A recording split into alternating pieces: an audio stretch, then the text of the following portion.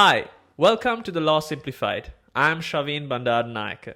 Today we have another very special guest. We have Mahnoor Waqar, who has achieved a first-class honors degree from the University of London, which by many standards, a lot of students consider as the gold standard LLB world over.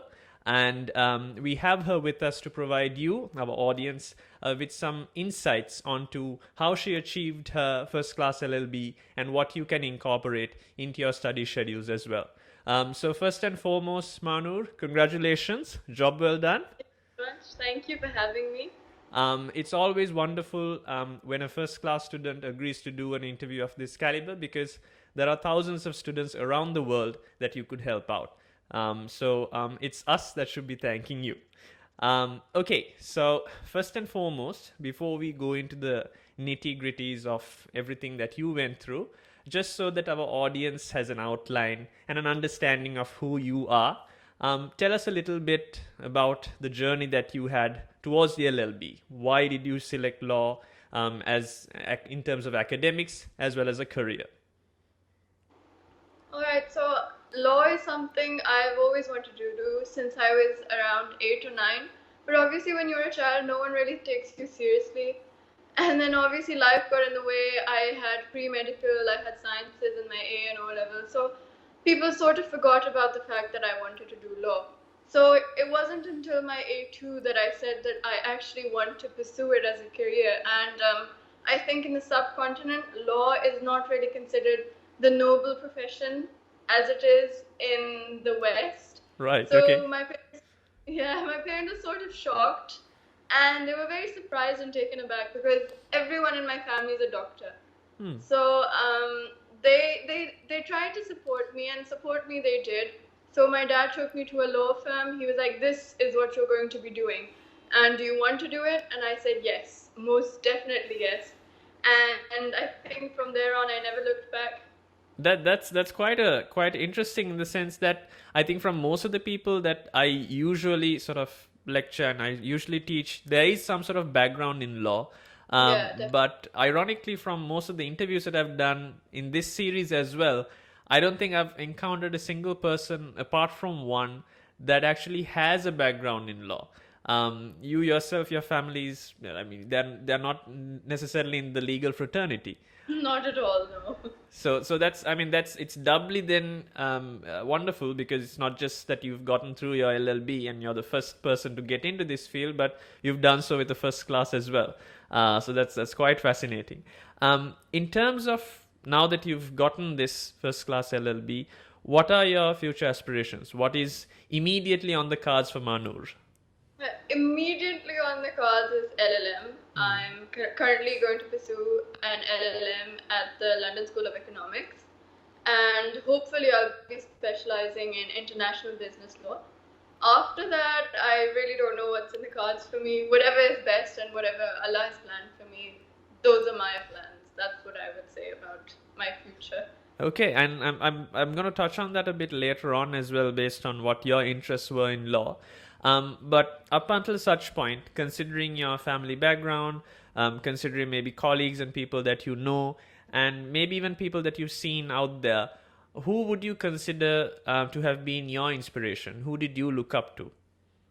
Well, I think to draw inspiration from only one person is that's like a very pigeonhole mentality or something. So I think you should draw inspiration from everyone around you. Anyone that affects your life positively is an inspiration. So I worked with Muniba Mazari. She's a very famous activist in Pakistan. She was my inspiration, my parents, my teachers, even my friends. I think anyone that can teach you even a little something that positively affects your life, I think that's your inspiration. And that's who you should draw inspiration from every single day. I think So that's no specific personality as such. I think that's quite insightful in the sense that you have to be open-minded and take whatever is necessary from many different people in different walks of life. Perfect. That's brilliant. Okay, so I think our audience has gotten an understanding of who you are and where you come from. So let's get into the nitty-gritty of our session, our discussion.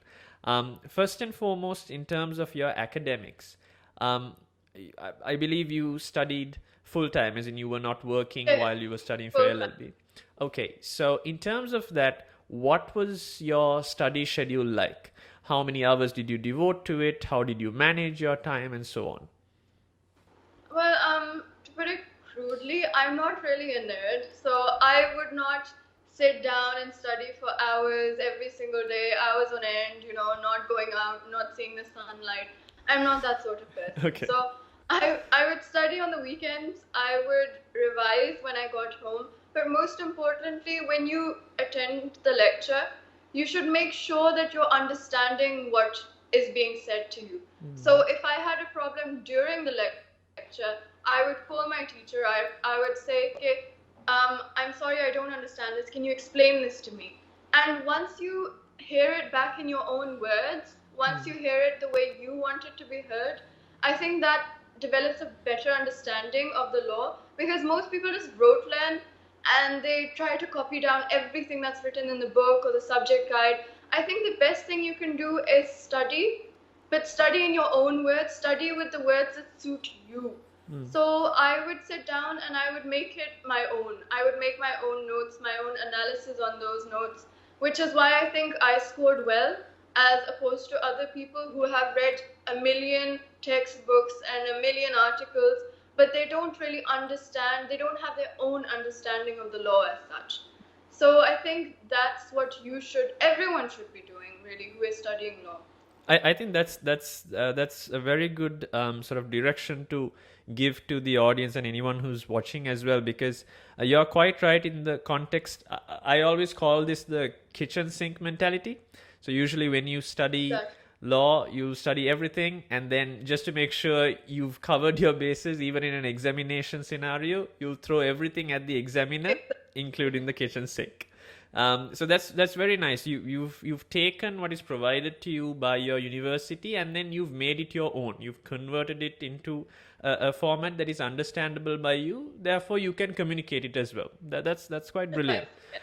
What sort of in terms of how you actually, since you didn't really sit down and study like a nerd, your words, not mine. How exactly did you actually divide your day up? I think in the daytime, I had my classes in the daytime, so I would be in school in daytime, and then I would take a break, I would take a nap when I got home, and then it wasn't until nighttime, around 9 or 10 o'clock, that I would actually start studying. And I have a very short attention span. I can't study for more than half an hour or more than 45 minutes maximum. So I would take breaks, and that's what my father told me to do. Take little breaks in between, but study with intense focus when you're actually studying.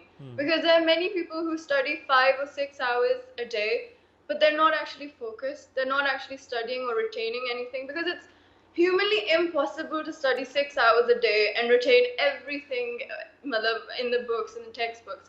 So I think you should take study breaks, watch TV shows, eat something, and then get back to studying. I think that's what I did, and I think maybe it doesn't work for everyone, but it worked for me. Again, it's very subjective. Everyone has their own study schedule and everything. I think that's a good takeaway from it. Everyone has their own method, and yours, I think you've taken it on as if whatever the studies that you had to do, you've worked it around your schedule, as opposed to making your schedule that particular thing alone. So Exactly. that's brilliant. Now, you mentioned that you were with a teaching institution. Many of those who watch this channel and who pursue an LLB worldwide, they're not always with the University of London, or they're not with a teaching institution in terms of another degree. So most of them are self-studying. Some are working as well. So could you maybe elaborate on certain resources that you use apart from what is directly provided to you by the university that maybe would have aided in your study as well? I think what I did was that when I didn't understand anything that was in the subject guide or in the textbook, or not even on VLE, I would go on Google and I would just type in what I didn't understand, and I would read articles from other people, not necessarily scholars, the layman who had written about this particular subject. For example, in jurisprudence, I didn't really understand Kelsen. I couldn't understand him from the subject guide. I had problem with the book, so I just went on Google. I typed in Kelson's theory, and I gleaned what I could from Google and from people who know a lot and who have simplified it. So when you don't understand something, you don't necessarily have to stick to what the university has given you. There are so many other resources that you can use, and I think the University of London itself appreciates the fact that you're gleaning knowledge from all other sources. You're not just sticking to one thing. So when you don't understand something, go on Google, ask someone who knows. Just do anything that would make you understand the course or the subject better. I think that's quite wonderful. You've taken not just the academic sources, but you've taken sources apart from that, and you've effectively read around the subject. If you are to maybe drill down, and let's look at everything that you've looked at, from normal individuals like laymen talking about something to maybe academics who are outside of the university who spoke about it and so on. From all of that, what would you think is the most fundamental thing, at least one of them, that was effective in helping you achieve a first class degree? I think that would be your own analysis, your own interpretation of the law. That's what they want from you, because the law is written down, it's concrete, it's not going to change overnight. But they want to know what you can add to it, how you can add your own analysis to it, if you can take something new to the table. And I think that's what makes first class students stand out from the others. They bring something new to the table instead of just reiterating what's in the book or what's in the course or what the law is. They give their own suggestions, they give their own commentary and criticism, and that's what I tried to do in my exams. Perfect. So now, in terms of your theory, in terms of your academics, I think it's quite clear how you've sort of molded yourself and targeted the first class LLB that you got. Apart from that, however, 9 out of 10 times, many students, it's not necessarily the theory that they have trouble with, but it's about application of the law and putting pen to paper. What advice could you give a prospective student or someone maybe sitting for an examination whenever they watch this interview, really, on tackling different types of questions? For instance, let's take a problem-based question rather than an essay.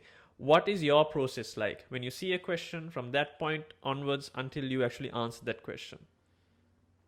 Okay, so I'm more of an essay person, which is why I had difficulty attempting problem questions. So what I tried to do was that I opened all the past papers, for example, in EU law, in tort law. Those are the problem-based scenarios mostly. So I would look at the past papers, I would attempt the question, and I remember in the first month of my second year, my teacher told me that your problem answering technique is disastrous. You cannot score well if you go at it like that. So I think from then on, I just practiced. I think practice, past papers, that's the best you can do, because the examiner has written everything they demand of you in the examiner report. So if you have problem tackling problem questions, just go through the examiner reports, and ultimately you will get a better sense of what they require of you and what you should be doing for the problem questions. Perfect. I think then in that case, what you are looking at is take the guidance from the examiner, what they have provided in the past, and then inculcate it into your in your own answers. I think that's a good insight for those who are watching as well.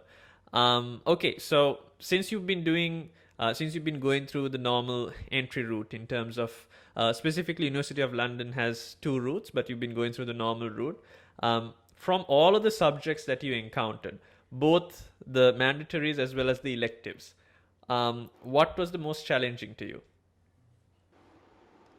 I think jurisprudence and property law, because jurisprudence is it's for intellectuals. I would say it's not something you can grasp on the first reading, and it's not something that's very concrete. It's very fluid, it's very abstract. So I think jurisprudence was very challenging, as well as property law, because property law is very complex and it requires a lot from you, especially because you use property law in daily life. Matlab, there are so many questions and problems relating to property disputes everywhere around the world. So I think those two subjects were the most challenging for me. Okay, I think there's a pattern that's emerging here as well, because everyone that I've spoken to, maybe not jurisprudence, you're the first person to have outlined jurisprudence, but it's usually either trust law or property law or both. So I think it's something that's innate in most students as well. Okay, in terms of this is I'm going to sort of hark back to one of your first responses as well when we were talking initially about you and your future aspirations as well. Um, Obviously, you had several electives, certain optional subjects that you had to select as well. What were the optional subjects that you selected? I selected Islamic law. I selected public international law, international protection of human rights, and there was a four. Yeah, those were the three ones that I selected. Okay. And most students choose a subject that looks the easiest, but probably isn't as scoring. But for me, I chose those subjects because I was interested in them. I was deeply interested in public international law and international protection of human rights and even Islamic law. So I would say that choose a subject that piques your interest, that you know that you can work hard on, because it's very difficult working hard on a subject you have no interest in. True. I think as a whole, when it comes to the subject of law itself, if you're pushed into doing it, you will never succeed. You have to Exactly. have a personal affiliation to it. So, in selecting your optional subjects, I'm presuming that there was some link then to what your future aspirations are as well, since you're pursuing an LLM soon. What area of law, or rather, what area in terms of your career, do you think you're intending to go towards? I think I want to go for right now. I feel like I should go for an LLM in international business law, because I love international law. Ever since I started studying it in my third year, I have loved it. And I think mixing law and business, as well as focusing on the global aspect of it, is something that really interests me, because you're going to be using international business law everywhere. Sure. Seeing as the rise of globalization has turned us all into, integrated countries. So that's something I wanted to do, and hopefully I will be doing in the near future. Brilliant. Okay, one last question to sort of round off. So we've looked at who you are. We've considered what aspects in terms of academics that you employed, and any advice in that sense to students as well. Now, all of that applies to a person who is currently studying for the LLB, they're sitting for the examination, and so on. What advice would you have to a prospective student, someone who is maybe just finished their examinations in another degree, or just finished advanced levels or AS, and then trying to figure out which path to take? What advice would you give to a prospective law student?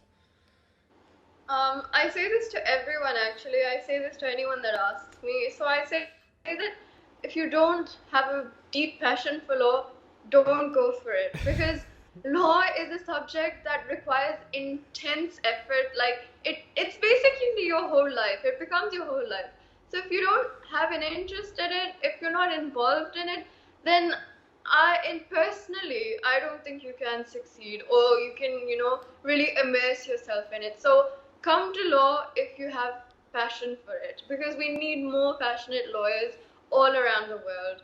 And other than that, study hard, and ultimately you will succeed. I think hard work pays off at any cost. I think that's the best advice that can be given. I think in terms of, you're not just promoting law, but you're giving a little bit of a caveat as well. Just make sure you understand what you're getting yourself into. Okay.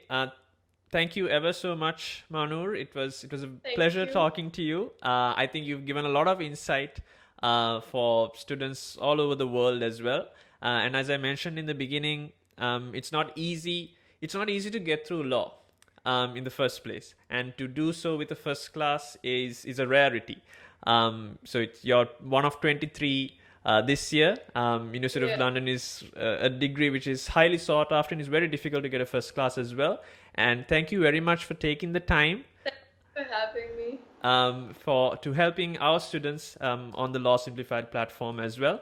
And until the next time that we meet on this channel as well as this particular series, have fun, stay safe, and as always, obey the law. Thanks a lot for watching this video. If you would like to take your grade from a pass to an ace, make sure you get in touch through the links in the description below.